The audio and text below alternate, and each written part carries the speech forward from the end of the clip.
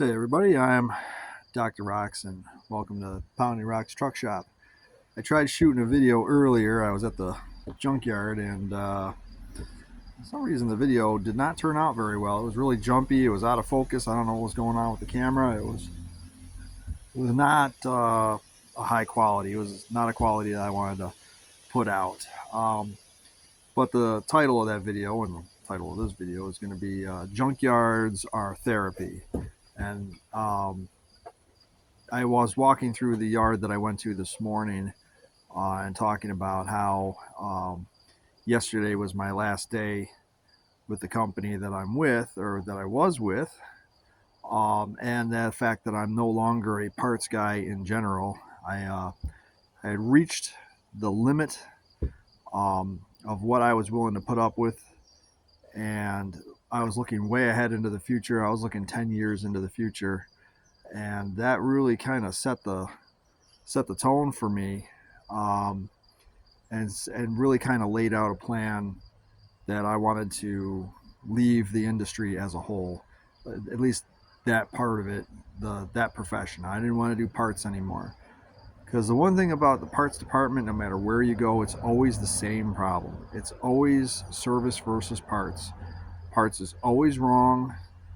Service is always, you always have these techs that don't care, are not thorough, don't have the right information, don't have their waving to my neighbors.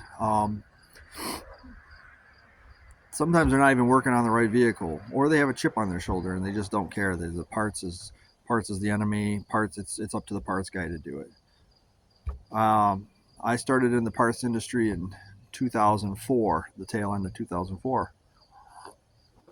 I got into the heavy trucking industry. I was a mechanic before that. I was a mechanic for Toyota, Oldsmobile, Nissan, and Volkswagen. I was moved around as need be under the Dorschel franchise. And looking back, I think I probably should have stayed. I probably should have stayed. Maybe getting out now would be a good idea, but I probably should have stayed as a mechanic technician that entire time, because I enjoyed that. I enjoyed it quite a bit, although at the time I wasn't making a lot of money. And being that you work at a dealership, you don't make a ton of hours because a lot of it's warranty, a lot of it's electrical work, a lot of it's chasing your tail. Um, but based the difference between that and where I just left was that there was actually a procedure, and job descriptions were written in stone. Your job is this.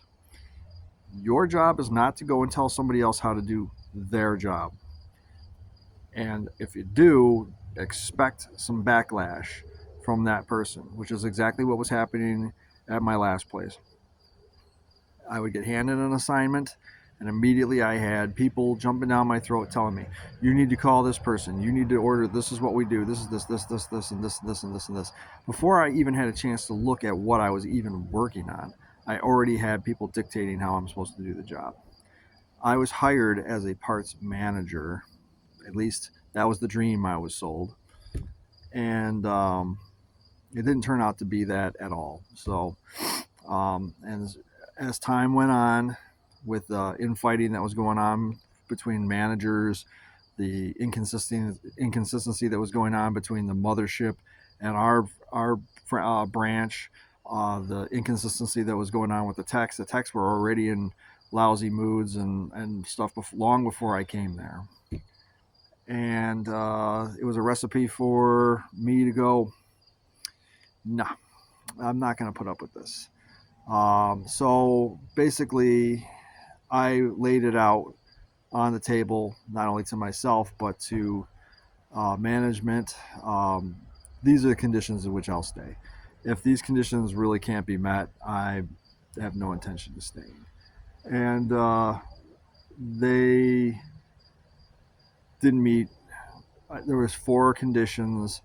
They met 1, and they didn't do so. They had a 25% success rate on getting me what I wanted, and I said no. And then the workload increased, the criticism increased, the severity of things increased, And the other thing that happened was that everybody in the building was a parts master. Everybody was a parts master. Parts guy doesn't know nothing, but the everybody else is a parts master. They can figure it out. And the the the two facedness, the double sidedness, the double standard of the whole thing, just like I don't need to do that. I don't want to do that, and it's no different in any other shop.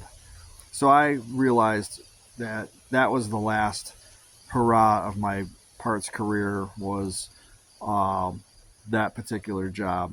I wasn't going to pursue another parts career anywhere else because unless I was parts manager and I was able to call the shots on the parts department and look at the actual data, look at the actual reports, not these BS reports that this software was giving me, but actually look at financial reports and see where the parts department was winning, seeing where the parts department was losing, and being able to formulate a plan.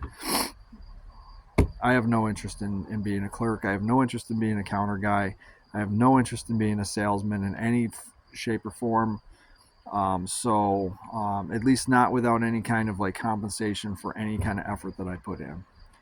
Um, so I decided now was the time to peace out. So yesterday was my last day. Um, I stayed for the pizza party, and then right after the pizza party, I shook everybody's hand and I left. I showed up in style. I left in style. I showed up in a 1975 Lincoln Mark IV two-door with bullhorns on the hood. It was symbolic. It was intended to be symbolic that I'm a bull and my future is bullish, and that's what it is. Is the bulls riding off into the sunset to do what's necessary for what's in my best interest, because I wasn't going to sit there and watch uh, my mental health suffer as a result. Um, and I knew that my mental health was not going to outlast the shenanigans that I was witnessing. They say that the market can be crazy longer than you can be solvent. Well, the job could be crazy longer than you can stay sane, and I had reached the end of my rope, and I was done with it, and I had no intention of changing direction. I think they knew this. They didn't even try to stop me, which is fine. I would have said no anyways. So all the situations that I had seen come to fruition um, throughout that are now somebody else's problem. Um, I'm not even going to worry about it. I don't care. I stopped caring right about, well, right after the pizza party. I didn't really, I tried to, leave in class. I tried to do it professionally because I am a professional. So I tried to get as much done as I possibly could. I showed up relatively on time. I was still before everybody else. I still showed up before everybody else, but I was handing more stuff off to my replacement, which, whether or not he's actually, ready, I guess there's another thing that I just don't care about. So I'm going to be increasing my presence on eBay. I'll be increasing my presence on YouTube. Sounds like my French fries are done.